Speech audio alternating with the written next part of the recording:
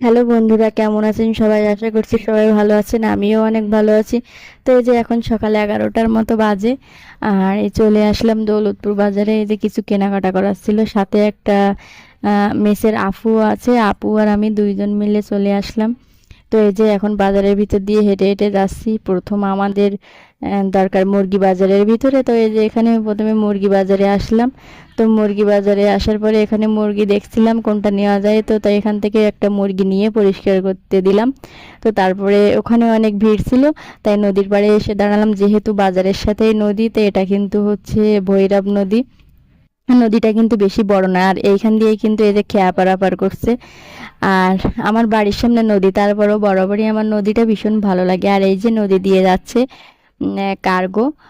ছোটবেলায় তো আমরা কার্গোই বলতাম। আমাদের বাড়ির সামনে নদী দিয়ে যখন যেত তখন কিন্তু আমরা দৌড়ে চলে যেতাম রাস্তায় কার্গো দেখার জন্য। কার্গো চললে কিন্তু একটা শব্দ হয়, সেই শব্দ শুনলেই আমরা চলে যেতাম। তো যাই হোক, নদীর পাড়ে দাঁড়ায় দাঁড়ায় ছোটবেলার সেই কথা মনে পড়ছিল।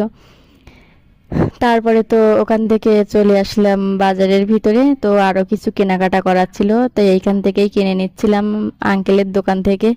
তো যাই হোক, আজকে কেন কেনাকাটা করছি বা মেসে কি হবে পরবর্তী ভিডিওতে আপনারা অবশ্যই দেখতে পাবেন, আপনাদের সাথে অবশ্যই শেয়ার করব। আপনারা যেহেতু আমার পরিবারের মানুষ, সেহেতু আপনার সব কিছুই তো আপনাদের সাথে শেয়ার করি। তো যাই হোক, কেনাকাটা করার পরে চলে আসলাম এই যে দৌলতপুর বাজারের ভিতরে।